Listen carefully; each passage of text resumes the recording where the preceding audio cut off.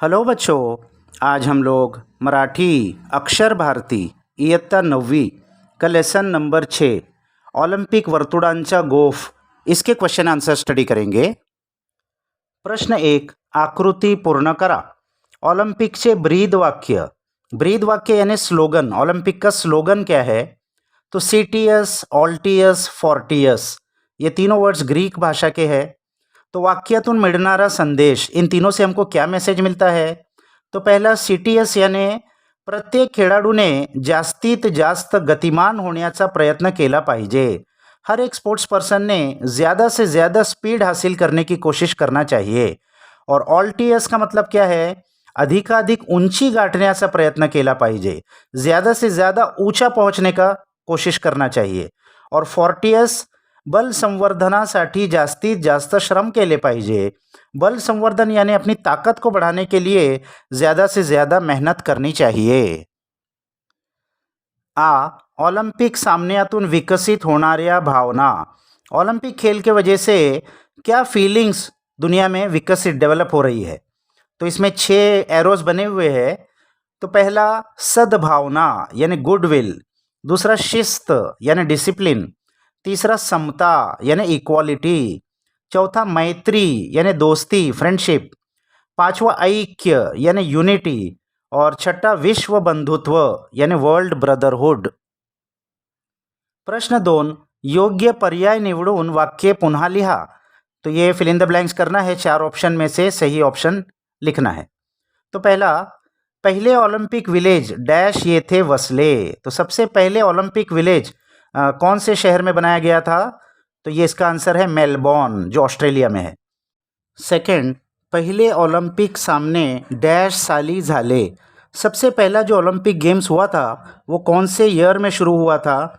तो इसका सही आंसर है ईसा पूर्व 776, यानी जो पुराने ज़माने में ग्रीस में जो सबसे पहले ओलंपिक गेम शुरू हुए थे वो 776 BC, इतने पुराने गेम्स है ये।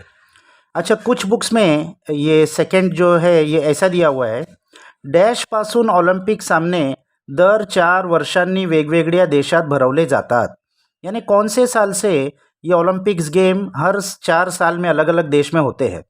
तो इसका आंसर, ये मॉडर्न गेम्स की बात हो रही है, तो इसका आंसर 1896 है।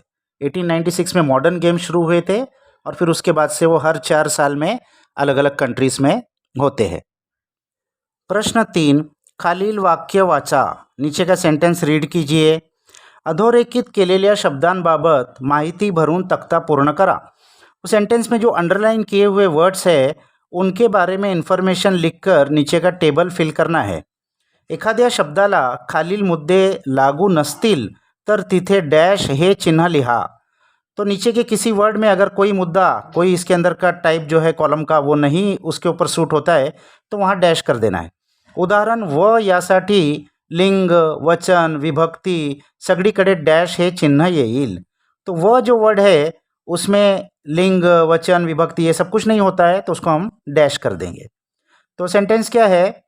पुरुषांसाठी व स्त्रियांसाठी वेगवेगळे सामने होतात। तो इसके अंदर के सब वर्ड को अंडरलाइन किया हुआ है।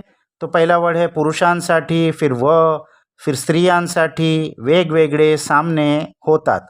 ये 6 वर्ड 6 लाइन में लिखे हुए हैं और आगे के सब कॉलम हमको भरना है। तो हम लोग पहला वर्ड देखते हैं। शब्द क्या है? पुरुषांसाठी। तो इसमें मूल शब्द क्या है? मूल शब्द यानी रूट वर्ड क्या है? पुरुष। और शब्द जात, ये पुरुष जो वर्ड है ये शब्दांची जात यानी कौन से टाइप का वर्ड है? नाउन है, प्रोनाउन है, एडजेक्टिव है? तो ये नाम है यानी नाउन है। और प्रकार, अब नाम में कौन सा टाइप है? कॉमन नाउन है, प्रॉपर नाउन है, क्या है? एब्स्ट्रैक्ट नाउन है। तो प्रकार में सामान्य नाम यानी कॉमन नाउन है। और फिर उसके बाद है लिंग, तो इसका लिंग क्या है? जेंडर क्या है? तो पुरुष, तो वो पुल्लिंग है। और फिर वचन, एक वचन है, अनेक वचन है, सिंगुलर है या प्लूरल है? तो पुरुषांसाठी और मर्दों के लिए, तो बहुत सारे मर्द के इसमें आ गए, तो वचन इसका क्या आएगा? अनेक वचन। और विभक्ति ग्रामर का एक हिस्सा है। इसमें प्रत्यय यानी जो सफिक्स लगता है सेंटेंस में उसके ऊपर से उसकी विभक्ति मालूम पड़ती है। जैसे कि इसमें साठी लगा हुआ है सफिक्स, तो साठी जिस सफिक्स जिसमें भी आता है सफिक्स वो चतुर्थी विभक्ति होती है, यानी चौथे नंबर की विभक्ति होती है। तो विभक्ति में हम लिख देंगे चतुर्थी। अभी दूसरा वर्ड है व, तो मूल शब्द व, और तो कोई वर्ड है नहीं इसमें। और शब्द जात ये क्या है, उभयान वही अव्यय, कंजंक्शन है, और फिर इसके आगे जो भी है वो सब डैश है और कुछ नहीं होगा इसमें। तो तीसरे वर्ड पे आ जाते हैं स्त्रियांसाठी। तो ये तो सेम पुरुषांसाठी ही है, सिर्फ पुरुष की जगह स्त्री है। तो मूल शब्द वहाँ पुरुष था, तो यहाँ क्या होगा, स्त्री। अच्छा, शब्द जात वही होगा, नाउन, नाम। प्रकार भी वही होगा, सामान्य नाम, कॉमन नाउन। लिंग वहाँ पुरुष था, यहाँ स्त्री है, तो वो पुल्लिंग था, ये स्त्रीलिंग हो जाएगा। वचन भी वही रहेगा, अनेक, और विभक्ति वही रहेगी चतुर्थी, क्योंकि प्रत्यय इसमें सफिक्स साठी आया है, वो चतुर्थी होता है। अच्छा, फोर्थ वर्ड वेग वेगड़े, तो मूल शब्द वही है वेग वेगड़े। और शब्द जात ये कौन सा टाइप का वर्ड है, विशेषण, एडजेक्टिव है, नाउन के बारे में कुछ बताता है, इन्फॉर्मेशन देता है। अच्छा, प्रकार क्या है, कौन से टाइप का एडजेक्टिव है, तो गुण विशेषण। और फिर उसके बाद में लिंग कौन सा है, तो पुल्लिंग है, और वचन अनेक वचन है, और विभक्ति इसमें नहीं आएगी। और पांचवा है सामने, तो इसका मूल शब्द क्या है, सामना। और शब्द जात क्या है, नाम है, नाउन है। और प्रकार क्या है, ये भी सामान्य नाम है, कॉमन नाउन है। और लिंग क्या है, पुल्लिंग। वचन क्या है, अनेक, क्योंकि सामने है। और विभक्ति क्या है, प्रथमा। ने प्रत्यय, यानी ने जिसमें भी सफिक्स लगता है वो प्रथमा विभक्ति होती है। और लास्ट है होतात, तो इसका मूल शब्द क्या है, होने। और ये शब्द जात क्या है, क्रियापद है। और प्रकार, लिंग, ये सारी चीज़ें इसमें क्या होगी, डैश आ जाएगी। प्रश्न 4, स्वमत, अपने ओपिनियन से आंसर लिखना है। तो फर्स्ट, ऑलिम्पिक म्हणजे विश्व बंधुत्व ही संकल्पना स्पष्ट करा। ऑलिम्पिक का मतलब होता है वर्ल्ड ब्रदरहुड, ये आयडिया क्लिअर कीजिए। तो उत्तर, ऑलिम्पिक सामन्यात पृथ्वीवरील बहुसंख्य राष्ट्रांचे खेळाडू सहभागी होतात। तो ऑलिम्पिक कंपटीशन में इस वर्ल्ड के लगभग सारे ही कंट्रीज के लोग पार्टिसिपेट करते हैं। ते त्या राष्ट्रांचे प्रतिनिधी असतात, वो सब अपने अपने कंट्रीज के रिप्रेझेंटेटिव्ह होते हैं। संपूर्ण जगाचे या सामन्यांकडे लक्ष असते, पूरी दुनिया का इस कंपटीशन की तरफ ध्यान होता है। या क्रीडा स्पर्धा आहेत, ये स्पोर्ट्स का कंपटीशन है। त्यांत जातिभेद, धर्मभेद व वर्णभेद नसतो, इसमें कोई भी कास्ट डिस्क्रिमिनेशन या रिलीजियस डिस्क्रिमिनेशन या रेशियल डिस्क्रिमिनेशन नहीं होता है। सगळे जन समान असतात, सारे ही लोग एक जैसे होते हैं, किसी के साथ कोई भेदभाव नहीं किया जाता। अमेरिका हा गौरवर्णीय लोकांचा देश।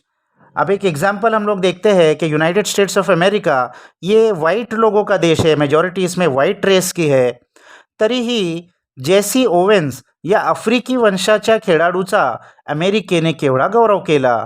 इसके बावजूद जेसी ओवेन्स, जो कि एक अफ्रीकन अमेरिकन था, अफ्रीकन रेस का अमेरिकन था, उसका कितना गौरव किया गया, कितना उसको सम्मान मिला उसने जब 4 गोल्ड मेडल जीता। तो त्या खेळाडूचा अमेरिकेला केवढा अभिमान वाटला, उस स्पोर्ट्स पर्सन का अमेरिके को कितना गौरव, कितना अभिमान हुआ उसके बारे में, कितना प्राउड फील हुआ उनको।